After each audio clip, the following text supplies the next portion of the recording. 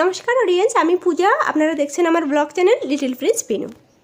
আজকে আমরা কথা বলবো, অনেকেই আছেন যারা গাছ খুব ভালোবাসেন, অনেক শখ করে বীজ বসান, বীজ থেকে চারা তৈরি করেন, কিন্তু কিছু কিছু ভুলের জন্যে সেই চারা মারা যায়।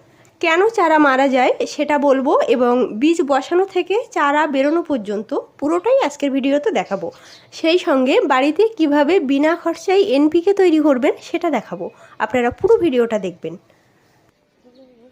এই ভিডিওটা তোলা হয়েছিল ফেব্রুয়ারি মাসের 1 তারিখ বা 2 তারিখ নাগাদ। তখন বৃষ্টি হয়েছিল, দেখতেই পাচ্ছেন মাটি ভেজা। মাঝখানে আমি প্রায় 1 মাসের মতো কোনো ভিডিও আপলোড করতে পারিনি, কারণ সুমির ফাইনাল এক্সাম চলছিল। পরীক্ষা শুরু হয়েছে ফেব্রুয়ারি মাসের 16 তারিখে, শেষ হয়েছে মার্চের 6 তারিখে। উচ্চ মাধ্যমিক পরীক্ষা শেষ হয়ে গেছে, কিন্তু কেজির পরীক্ষা শেষ হচ্ছে না। যাই হোক, পরীক্ষা শেষ হলো, তারপর আমি আবার ভিডিও আপলোড করতে শুরু করলাম।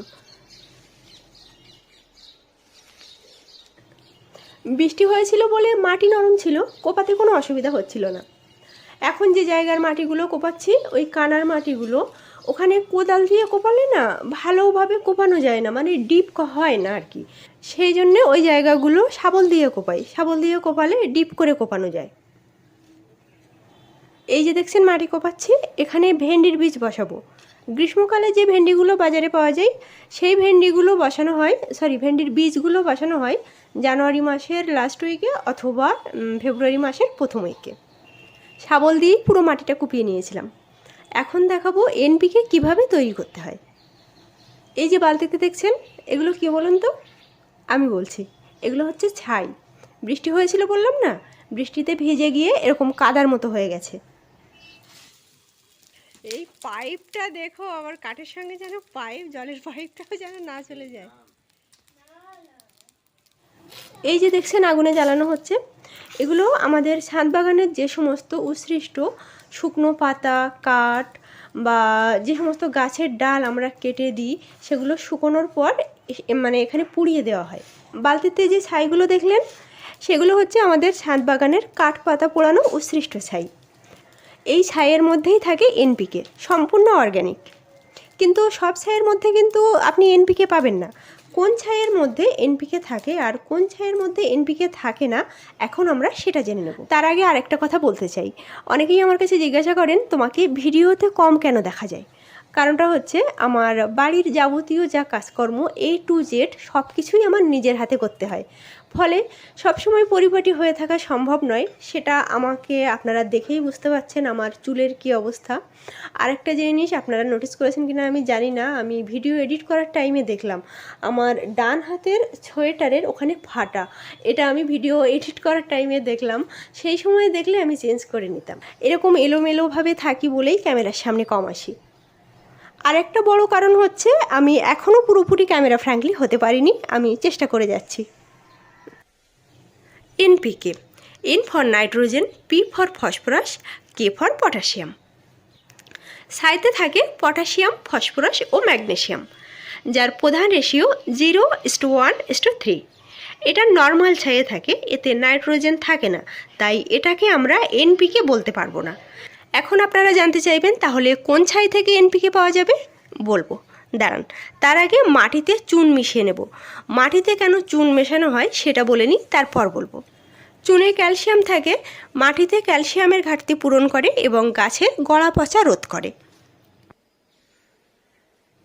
আসুন এবার বলবো আমরা নাইট্রোজেন কোন ছাই থেকে পেতে পারি। নাইট্রোজেন আমরা পেতে পারি কাঠ পোড়ানো ছাই বা উডেন অ্যাশ থেকে। আমাদের ছাদ বাগানের যে সমস্ত গাছের ডাল কেটে দেওয়া হয় বা ভেন্ডি হয়ে যাওয়ার পর গাছের যে কাণ্ড থাকে সেগুলো শুকনো করে পুড়িয়ে দিই, তো গাছের পাতা, ডাল সব কিছুই একসাথে পোড়ানো হয়, আপনারা ভিডিওতে দেখলেন। সব কিছু পুড়িয়ে যে ছাই হয় সেটাই আমরা মাটির সঙ্গে মিশিয়ে দিই। উডেন অ্যাশে নাইট্রোজেনের পরিমাণ বেশি থাকায় মাটিতে মাইক্রোনিউট্রিয়েন্টের পরিমাণ বাড়ায়, যা গাছের দ্রুত বৃদ্ধি করতে সাহায্য করে। এই যে দেখছেন আমি মাটিতে ছড়াচ্ছি, এটা হচ্ছে ট্রাইকোডার্মা ভিরিডি। এটা একটা অর্গানিক ফাঙ্গিসাইড। আপনারা এর পরিবর্তে সাফের ফাঙ্গিসাইডও ব্যবহার করতে পারেন।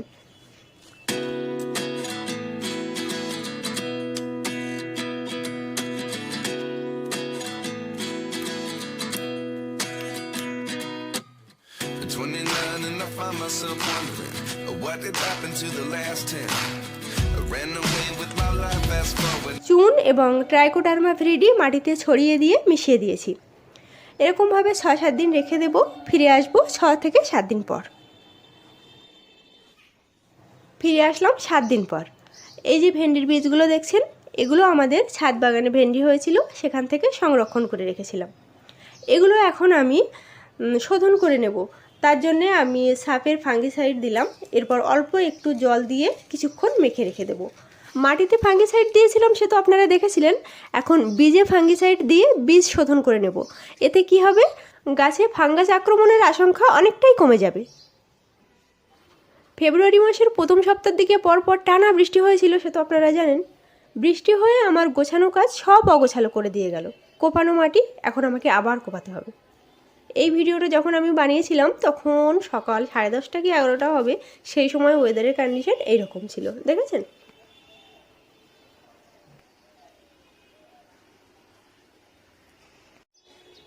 মাটি কুপিয়ে নিয়েছি, তারপর গিয়ে ব্রেকফাস্ট করে আসলাম।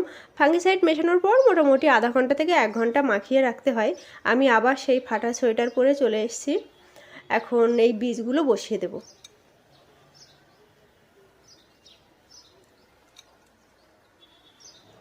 একটা গর্তে 1টা 2টো এরকম করেই বীজ বসিয়েছি।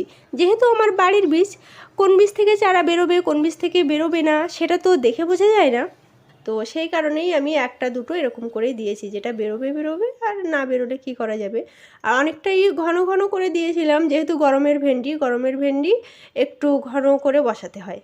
গরমের সময়ের ভেন্ডি বর্ষাকালের মতো অনেক লম্বা আর ঝাঁকালো হয় না, অনেক ছোট ছোট হয়। ভেন্ডির আকারও তাই ছোট হয়। ঘন ঘন করে আমি 3টে লাইনে বীজ বসিয়েছিলাম। বীজ আমি ভিজিয়ে বসাইনি, শুকনো বীজেতেই আপনারা দেখলেন ফাঙ্গিসাইড মিশিয়ে কিছুক্ষণ বাদে বীজ বসিয়ে দিচ্ছি। আপনারা চাইলে আগের দিন রাতে বীজ ভিজিয়ে রেখে পরের দিন সকালে বসাতে পারেন। বৃষ্টি হয়েছিল, মাটি ভেজা ছিল বলেই আমি শুকনো বীজ বসিয়ে দিয়েছিলাম। শুকনো বীজ বসালে চারা বেরোতে মনে করুন ওই 5-6 দিন মতো টাইম লাগবে, আর বীজ ভিজিয়ে দিলে 4-5 দিনে বেরিয়ে যায়। আমি দেখুন পুরো জায়গাটাতে প্লাস্টিক চাপা দিয়েছি, তারপরে ইট পাথর যা যা হাতের কাছে পেয়েছিলাম চাপা দিয়ে দিয়েছিলাম, যাতে বৃষ্টি ভিতরে না ঢুকতে পারে। এখন যে ভিডিওটা দেখছেন এটা বীজ বসানোর দিন থেকে 7 দিন পরের ভিডিও। বীজ যা বসিয়েছিলাম তার 50%-এর বেশি বীজ থেকে চারা বেরিয়েছিল।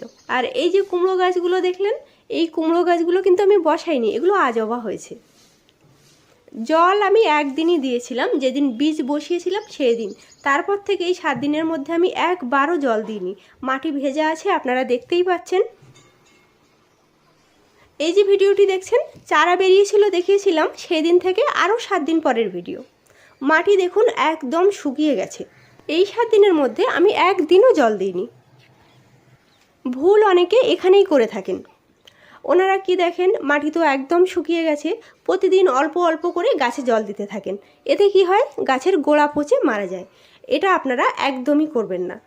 মাটির উপরটা শুকনো দেখছেন, কিন্তু গাছের শিকড় যেখানে সেই জায়গাটা ভেজা। এর উপরে যদি আপনারা আবার জল দেন তাহলে কিন্তু গাছের গোড়া পচে মারা যাবে। যখন গাছের জলের প্রয়োজন হবে দেখবেন গাছের পাতা নেতিয়ে গেছে, জল তখন দেবেন, তাও অল্প করে, বেশি নয়।